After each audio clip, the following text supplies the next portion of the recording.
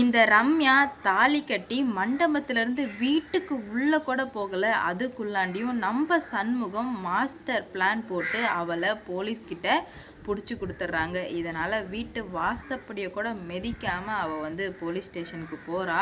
இதனால் என்ன நடக்க போகுது, ஏது நடக்க போகுது அப்படின்னு சொல்லிட்டு தாங்க இந்த வீடியோவில் பார்க்க போகிறோம். இப்போ என்ன நடக்குது அப்படின்னு பார்த்தீங்கன்னா, ரம்யா யார் அப்படின்னு சொல்லிட்டு நல்லா நிரூபிச்சிட்டா. அப்படி இருக்கும்போது சண்முகத்தால் இதை ஏற்றுக்கவே முடியல.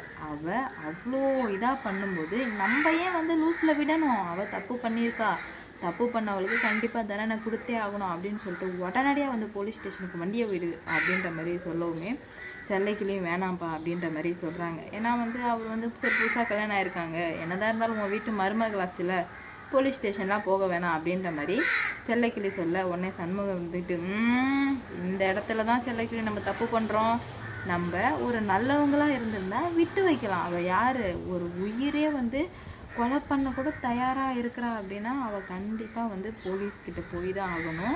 அப்போ என் குடும்பத்துக்குள்ளே வந்துட்டா எல்லாரையும் வேரோட அழிச்சிருவா, அவரை நான் விட்டு வைக்க போகிறதா இல்லைன்னு சொல்லிட்டு போலீஸ் ஸ்டேஷனுக்கு வண்டியை விடுறாங்க. போலீஸ் ஸ்டேஷனுக்கு வண்டியை விட்டதுமே இந்த மாதிரி அவள் என்னையும் கடத்தியிருக்கா, என் மச்சானையும் கடத்தி கொலை பண்ண ட்ரை பண்ணியிருக்கா அப்படின்னு சொல்லிட்டு அந்த வீடியோ இருக்கு இல்லையா, அன்னத்துக்கு அனுப்பி வச்சதில்ல ரம்யா, அந்த வீடியோவை காட்டுறாங்க. இங்கே பாருங்கள் எந்த மாதிரி பண்ணியிருக்காங்கன்னு அப்படின்னு சொல்லிட்டு காட்டவுமே போலீஸ்க்கு அதிர்ச்சி ஆகிடுச்சு. என்ன சார் சொல்கிறீங்க அப்படின்னு சொல்லிட்டு. ஆமாம், இது எல்லாத்தையுமே பண்ணது அந்த கமிஷனர் தான் அப்படின்ற மாதிரி சொல்லுவோமே, கமிஷனர் மேடமா அப்படின்ற மாதிரி கேட்குறாங்க. ஆமாம் அப்படின்னு சொல்லிட்டு, ஆனால் வந்து இதுக்கு வந்து சாட்சி சொல்லி ஆகணுமே அப்படின்ற மாதிரி சொல்லவுமே சாட்சியா அப்படின்ற மாதிரி யோசிச்சுட்டு இருக்காங்க. ஏன்னா வந்து சாமிதுரையை பற்றி நல்லாவே தெரியும் இல்லையா, அதனால் யோசிச்சுட்டு இருக்கேன். கரெக்டாக வந்து சாமிதுரை வர்றாரு. வந்ததுமே வந்து இந்த மாதிரி நான் சாட்சி சொல்கிறேன் அப்படின்ற மாதிரி சொல்கிறாரு.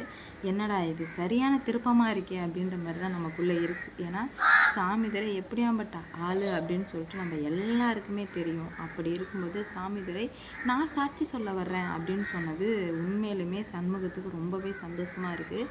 அப்போ தான் வந்து சாமிதுரை சண்முகத்துக்கிட்ட என்னை மன்னிச்சிரு மச்சான், நான் ரொம்ப பெரிய தப்பு பண்ணிட்டேன், யார் என்னன்னு தெரியாமல் நான் வந்து பழகிட்டேன், இப்போ தான் எனக்கு எல்லா உண்மையுமே தெரிய வந்துச்சுன்னு சொல்லுவோமே சண்முகத்துக்கு செம ஷாக்கு. இவன் இப்படி திருந்துற ஆள் கிடையாது, என்ன நடந்திருக்கும் அப்படின்ற மாதிரி கேட்க, அப்போ தான் சாமிதுரை சொல்கிறாரு, நடந்த எல்லாத்தையும் என் பொண்ணு சொன்னிச்சு, நான் ரொம்ப கேவலமாக நடந்துக்கிட்டேன், என்னையே கொலை பண்ண பார்த்துட்டால, நான் வந்து வாக்குறுதி கொடுக்குறேன் அப்படின்ற மாதிரி சொல்லிட்டாங்க.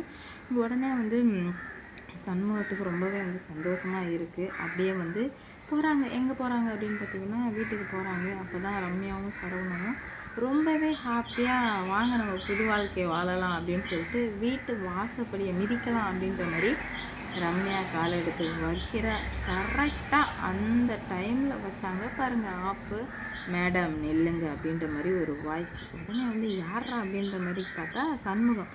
என்ன இப்போ என்னத்துக்கு என்னை நிற்க சொல்கிறீங்க, நான் தான் உங்கள் வீட்டு மருமகள் ஆகிட்டேனே, அப்புறம் என்னத்துக்கு நிற்க சொல்கிறீங்க அப்படின்ற மாதிரி சொல்லவுமே நிறுத்துங்க எங்கள் மருமகள் ஆனீங்க, ஆனால் இது உங்கள் மாமியார் வீடு கிடையாது, உங்கள் மாமியார் வீடு வேறு, அவங்க வந்து உங்களை கூப்பிட்டு போவாங்க அப்படின்ற மாதிரி சொல்லவுமே தூக்கி வாரி போட்டுருது.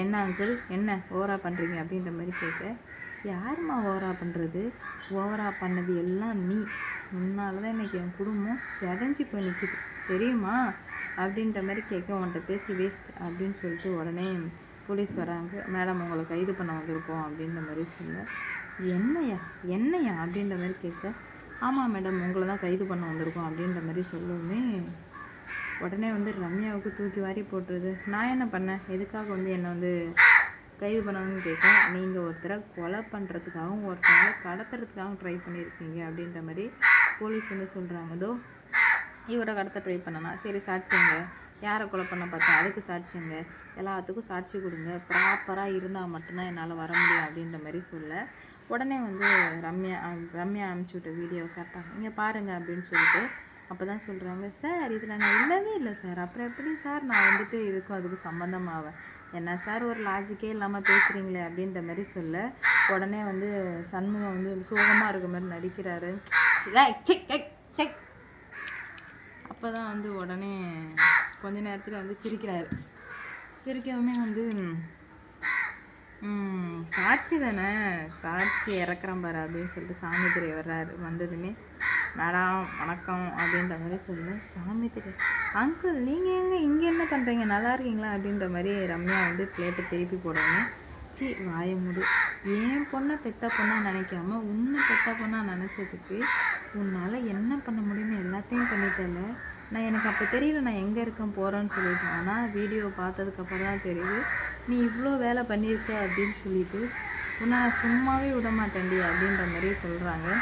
நான் தான் சாட்சி, ஏன்னா நீ தான் கொலை பண்ண பார்த்தேன், நான் தான் சாட்சி அப்படின்ற மாதிரி சொல்லுமே.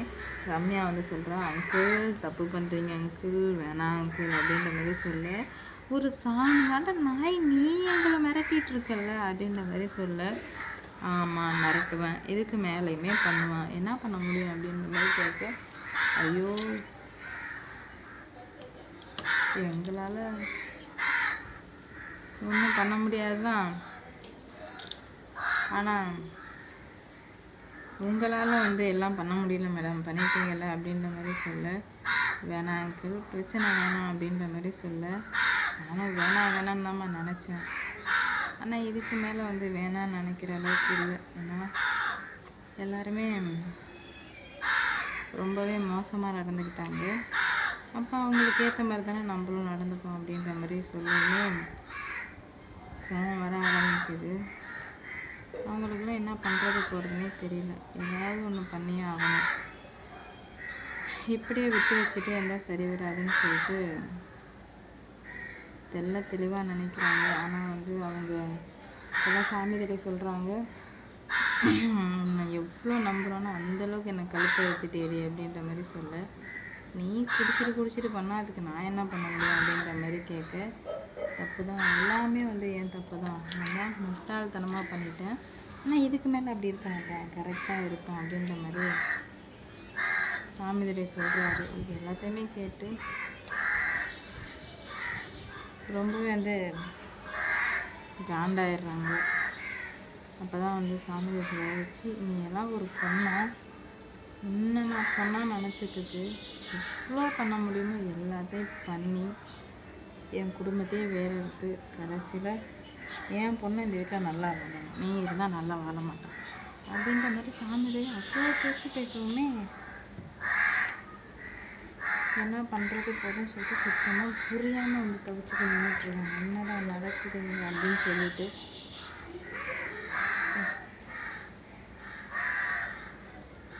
என்ன நடக்க போகுது ஏது நடக்க போகுது அப்படின்னு சொல்லிட்டு வெயிட் பண்ணி பார்ப்போம். இந்த வீடியோ பிடிச்சிருந்தா லைக் பண்ணுங்கள், ஷேர் பண்ணுங்கள், மறக்காமல் சப்ஸ்கிரைப் பண்ணிக்கோங்க. அப்போ தான் நான் போடுற வீடியோ நோட்டிஃபிகேஷனாக வரும். அடுத்தடுத்து என்ன நடக்க போகுது அப்படின்னு பார்ப்போம்.